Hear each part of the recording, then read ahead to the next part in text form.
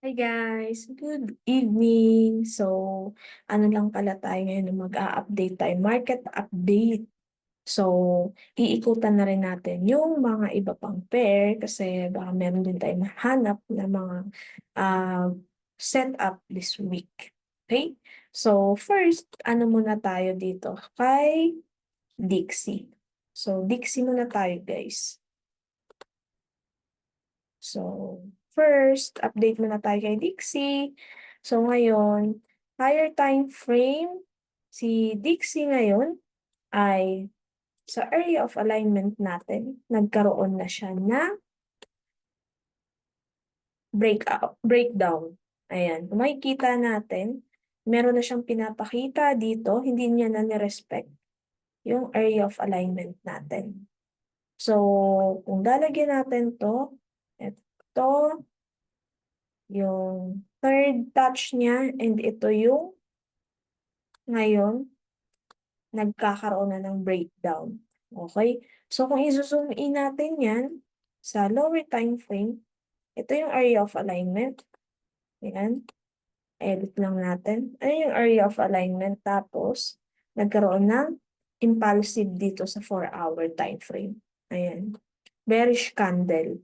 So, kitang-kita natin na nagkaroon na ng breakdown sa Dixie. So, may possible nga ba na si Dixie ay bababa? So, kung titingnan natin, meron dito second support level. So, makikita natin sa 4-hour time frame, no? Bali, hindi niya na hinold yung area of alignment. Tapos, nagkakaroon pa dito ng dalawang rejection. Sa part ng, kung i-measure natin yan, nasa 0.5 and ito dito, itong ano na to, level na to, 0.5, ito 0.6. So, dalawang beses siya nag-touch, then nag-push down talaga yung Dixie. And yung area of alignment yung nagbutas. Okay? So, may possible na si Dixie, dollar index is bababa sa area to, and i-continue niyo yung downtrend. Okay? So, possible na pababa na si Dixie. Okay? Kasi titingnan natin siya sa higher time frame device ranging siya. Ayan. So, ayan, insight na natin yan kay Dixie. And yung next is, ano din tayo ng gold. So, ano nga ba nangyayari ngayon kay gold? So, last update natin kay gold, nagkaroon siya ng impulsive move. Ayan. So, ito yung part na to for our time frame. Pero kung pupunta tayo dito, higher time frame pa rin is uptrend pa rin siya dahil sa mga impulsive na to. Okay? Meaning impulsive, sunod-sunod na bullish candle. Ayan. So, itong part na to, medyo dito na siya nagre-range sa level na to. Ito yung dalawang level na to and ito. So, linawan lang natin. Sabi ito. Ayan. Ito yung part na yan. So, nagre-range lang siya dito sa level na to. And kung pupunta rin tayo sa 4-hour time frame, nagkaroon na siya dito, nagkaroon siya ngayon dito. So, higher time frame, XAU, uptrend pa rin as long as hindi to nadudurog yung support level na to. Okay? So, ito, impulsive yung pinapakita niyang 4-hour time frame and dito nagko-correct yung presyo. So, meaning nagko-correct yung presyo, nagko-consolidate lang siya sa level na to. Okay? Nagpipingpong lang siya. So, pero, ito pa nga rin, is impulsive pa rin to, meaning marami pa mga sellers na naka-hold pa rin as long as hindi pa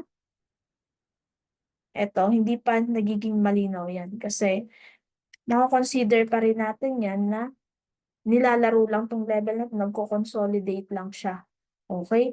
So, pag once na, kung 4-hour time frame tayo nagtitrade, pwede siguro maging malinaw muna to na magkaroon man lang dito ng breakout or breakdown, which is a support level. Pero kung ititrade kasi natin to, higher time frame 1 day uptrend si gold. Pero kung iti-trade din natin to, medyo hindi ganun kaganda yung take profit natin kasi hindi ganun yung room for TP. Wala nang masyadong room for TP.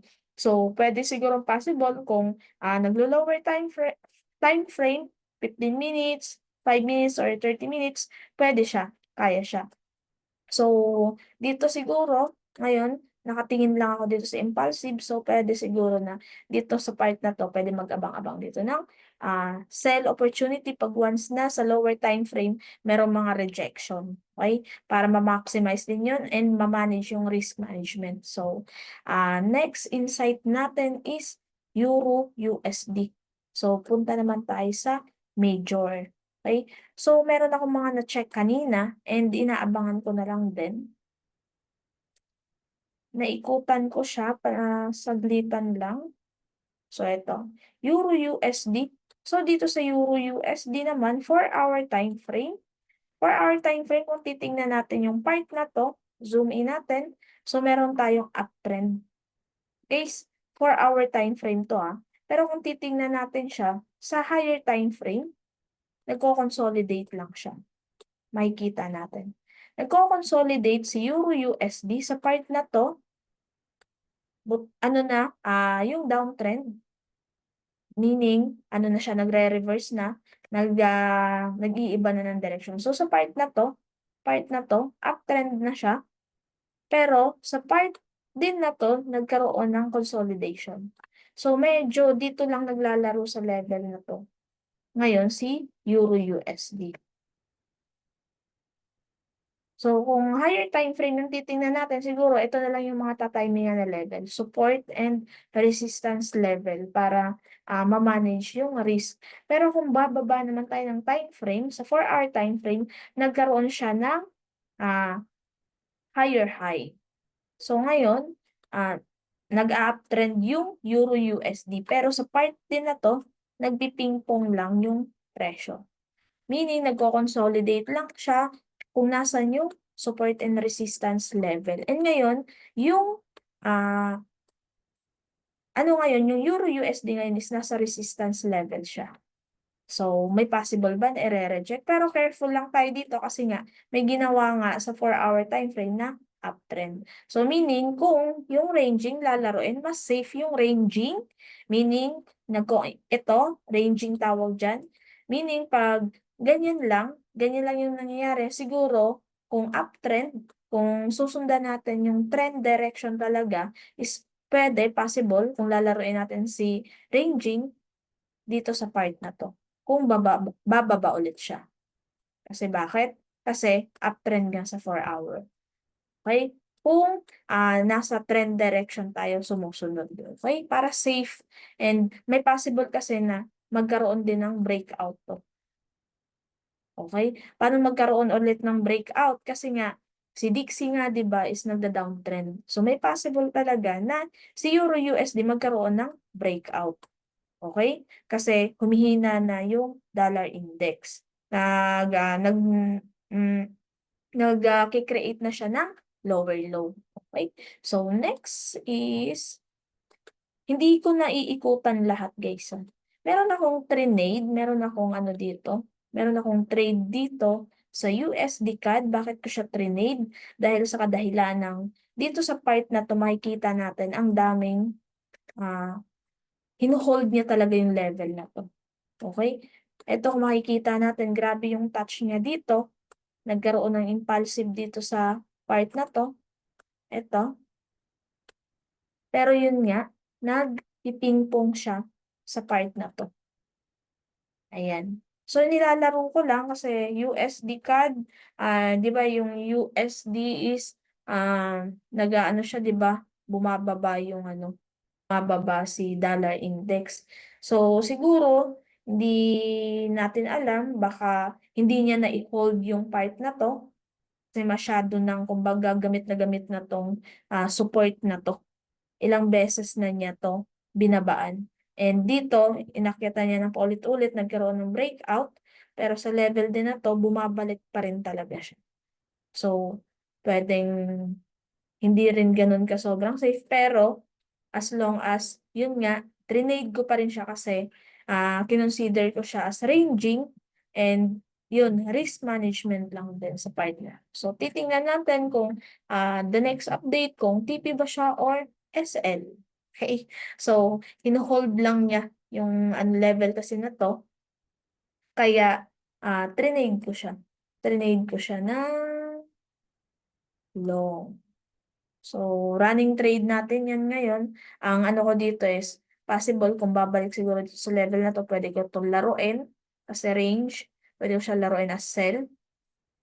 Sinusundan ko lang kasi nagkaroon dito ng breakout. So, nag-consolidate sa part na to, so pwede ko siya laruin muna. So, yun lang naman yung mga confluence ko muna sa USD CAD. Pero, yun nga, dollar index, may possible na nag-create siya ng lower low, kaya medyo risky din na trinade ko rin to. Okay? So, risk management lang din talaga, lagi. Pag once na ano. So, dito sa part na to, ayan, yung last update, last ano pala dito, is na SL siya. So, dito lang, nag-run lang yung trade ko dito. So, makikita natin, no, hindi talaga lagi na yung confluence, hindi lagi yung lahat, kumbaga, analysis is okay. Okay? Pero at least, transparent tayo dito sa pagla-live natin and sa pag-update natin. And kung makikita nyo, bakit ko trinade tong AUD-USD nakaraan kasi nagkaroon siya ng double top, nagkaroon ng dalawang rejection, and yung part na to, na butas, nagkaroon ng impulsive, which is kung nasan yung support level. So, trinade ko lang siya dito and ito lang yung SL ko. So, ngayon, nagre-range lang. Alisin na natin to. So, ngayon, nagre-range lang siya sa dalawang to. Ayan.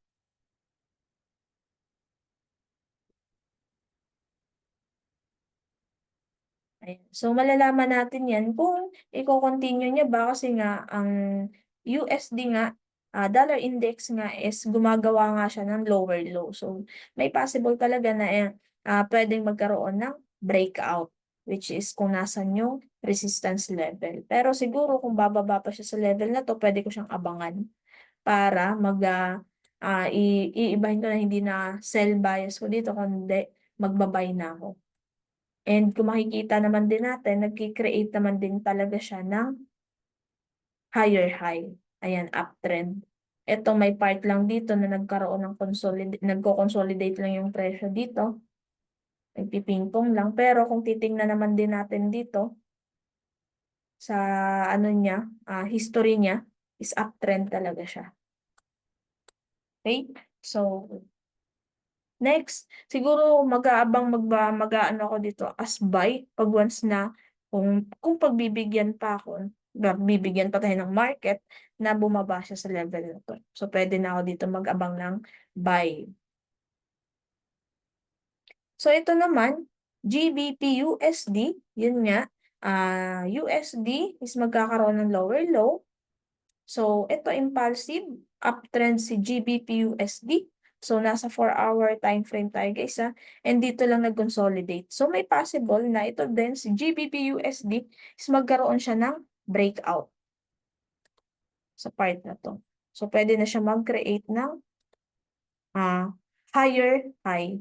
So, pag once na nagkaroon ng breakout dito, mag-create siya ng higher high, tas siguro mag-aabang na lang din ako dito ng pullback.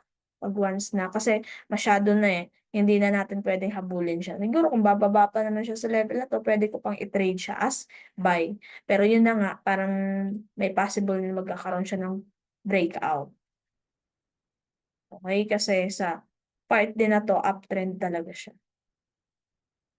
So, next, marami-rami na tayo ng major pair. So, next naman natin, last na to, NZD-USD. Tapos, ikutan lang natin ng saglit yung minor pair. So, dito naman sa part ng NZD-USD, so kung sino yung gumagamit ng fundamental, malakas si NZD ngayon. So, makikita rin natin na si NZD, may mga impulsive siyang mga ginagawa. So, bias ko dito kay NZD, uptrend,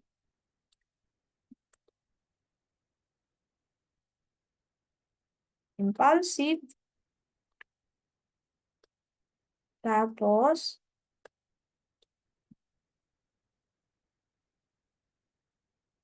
no? Ayan. Then, dito sa part na to, nag-consolidate lang siya. Ayan. Pero, meron na siyang pinakita dito na breakout. Kaso nga lang, bumalik siya. Ay, bumalik siya sa level na to. Ayan. So, nagpipingpong lang siya. In short, nagpipingpong lang siya sa level pa na to. Ito. Yan.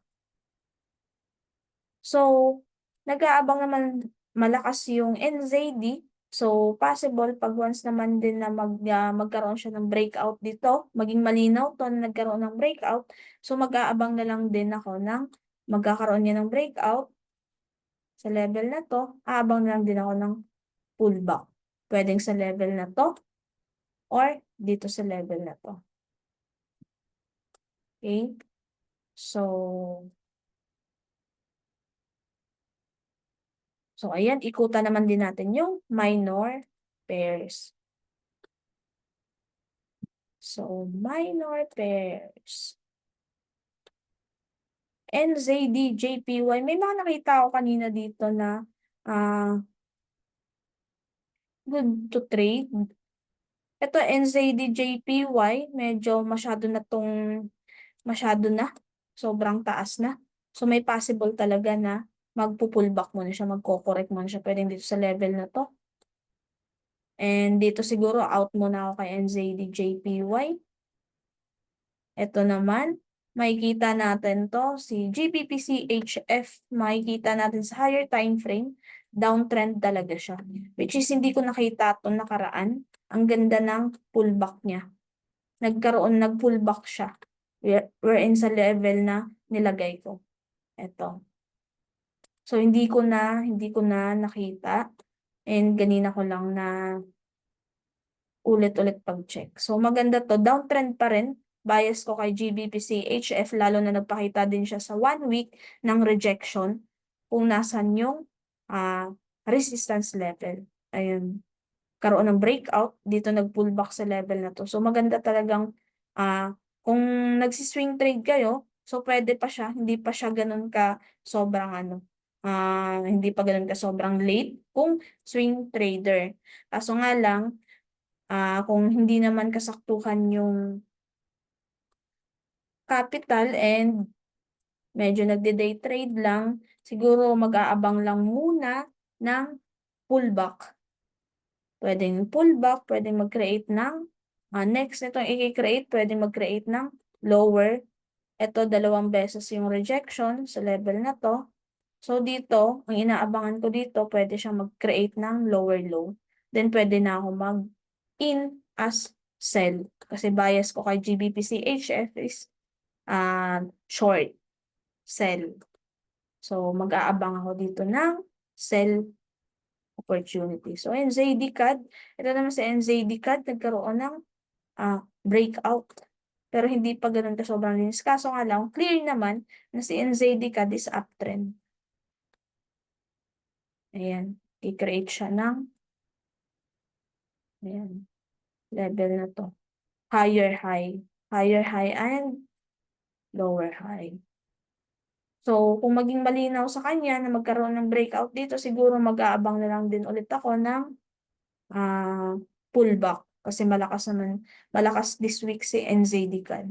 So, kung magbabalik pa muna siya, so inaabangan ko dito is magpo-pullback muna siya babalik muna siya sa level na to.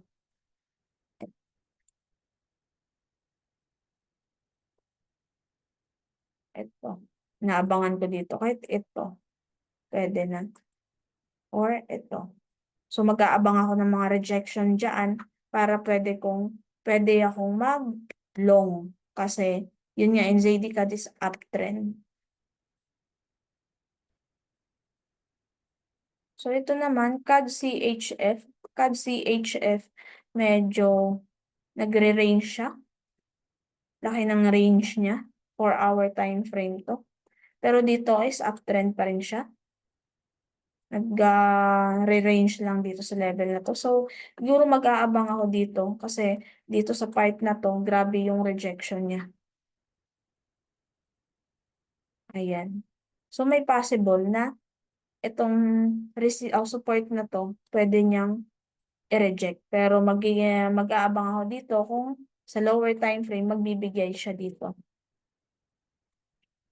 na pwede nang mag-correct. Pero yun nga, nagre-range pa rin si CAD, CHF. So, CAD JPY,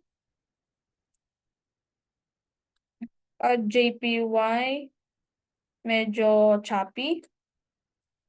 Ay, 4 hour pala ako. Ayan, CAD JPY. So, uptrend. Kaso nga lang, hindi ako masyadong fan ni CAD JPY. So, mag-next muna tayo. Gusto ko yung malinaw yung reading ko sa kung saan pwedeng pumasok.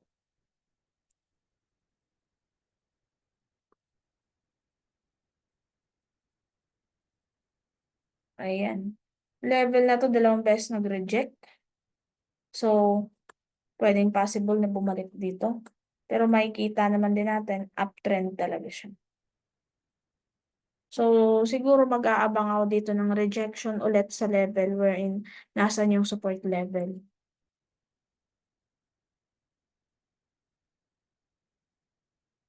Euro AUD. Si Euro AUD is downtrend. Kaso nasa ranging siya ngayon.